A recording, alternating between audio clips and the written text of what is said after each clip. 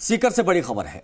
पिपराली इलाके में फायरिंग की खबर सामने आ रही है। कुख्यात गैंगस्टर राजू ठेठ पर फायरिंग की खबर है। जिले में नाकेबंदी कर दी गई। तो इस वक्त की एक बड़ी खबर आपको बता दें, पिपराली इलाके में फायरिंग हुई है। कुख्यात गैंगस्टर राजू ठेठ पर यह फायरिंग की गई है। जिले में इस खबर के सामने आने के बाद नाकेबंदी कर दी गई है पुलिस द्वारा। सीकर से इस वक्त की बड़ी खबर हम आपको बता दें, पिपराली इलाके में फायरिंग की खबर है। कुख्यात गैंगस्टर है राजू ठेठ, उसके ऊपर यहां पर फायरिंग हुई है। जिले में नाकेबंदी कर दी गई है।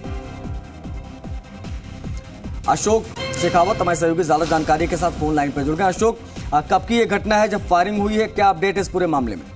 देखिए, कुछ देर पहले की घटना है और कुख्यात गैंगस्टर है राजू ठेठ, उसको गोली लगी है। उसके घर में आकर के 3 से 4 बदमाशों ने जो है पिपराली इलाके में उनका जो घर है उसके पास आकर के उनको गोली मारी है, जिसमें राजू ठेठ को गोली लगी है। इसके अलावा 2 अन्य लोगों को भी गोली लगी है, जिसमें कोई उनका परिजन है, कोई बच्ची के भी गोली लगने की सूचना है। अभी तक आधिकारिक रूप से कोई पुष्टि नहीं हुई है। राजू ठेठ की मौत की अफवाह भी उड़ी हुई है, इसकी भी पुलिस ने अभी तक कोई पुष्टि नहीं की है। लेकिन कहीं ना कहीं बहुत बड़ी वारदात आज सीकर जिले में हुई है।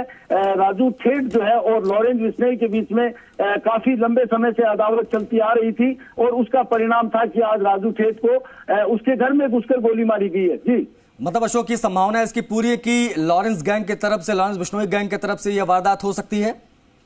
देखो, इसकी संभावनाएं जताई जा सकती है। अभी तक किसी ने इसकी जो है वो जिम्मेदारी नहीं ली है कि ये वारदात किसने अंजाम की है, किसने वारदात को अंजाम दिया है। फिलहाल पुलिस जो है भारी संख्या में वहां पे जो राजू ठेठ का घर है उसके आसपास मौजूद है। सीसीटीवी फुटेज खंगाले जा रहे हैं। जिले भर में नाकाबंदी करवा दी गई है और अपराधियों को जो पकड़ने के प्रयास किए जा रहे हैं।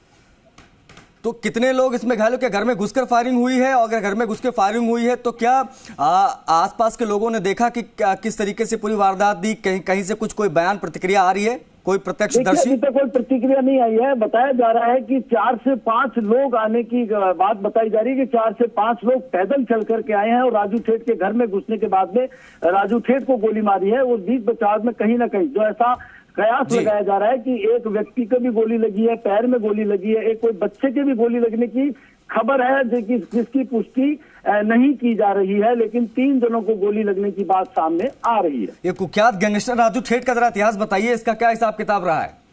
देखिए, राजू ठेठ जो है लंबे समय से अपराध की दुनिया का बादशाह रहा है। शेखावटी में इनकी जो है शराब तस्करी से जो है वो अपराध की दुनिया में इसने प्रवेश किया था। उसके बाद में आनंदपाल गैंग से इनके 36 के आंकड़े रहे। राजू ठेठ को भी जेल में गोली मारी गई थी। उसके बाद में राजू ठेठ और आनंदपाल के गुट में लगातार जो है आपस में एक दूसरे के जानी दुश्मन थे।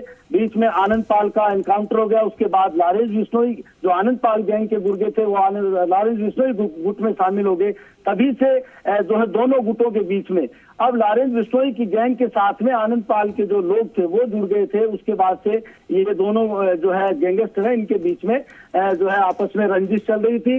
राजू ठेठ जो है पिछले दिनों पैरोल पे आए हुए थे और ये वारदात आज सुबह जो है जिस तरीके से इस वारदात को अंजाम दिया गया है, पुलिस के लिए बहुत बड़ा चैलेंज है। फिलहाल पुलिस अपराधियों को पकड़ने के लिए जिले भर में नाकाबंदी करवा रखी है। ये तो एक तरीके से देखा जाए अशोक, तो ये सीकर में दिन दहाड़े वारदात हुई है। मतलब अगर कोई अपने घर में घुसकर 4-5 लोग अंधाधुंध फायरिंग करते हैं और जैसे कि आप बता रहे कि हो सकता है कि मौत की खबर भी आ जाए राजू ठेठ की, तो अब ऐसे में जाहिर तौर पर कानून व्यवस्था पर सवालिया निशान उठेंगे ना कि आखिर ये 2022 में कैसे संभव है कि किसी के घर में घुसकर कोई धुआंधार फायरिंग करके निकल जाए?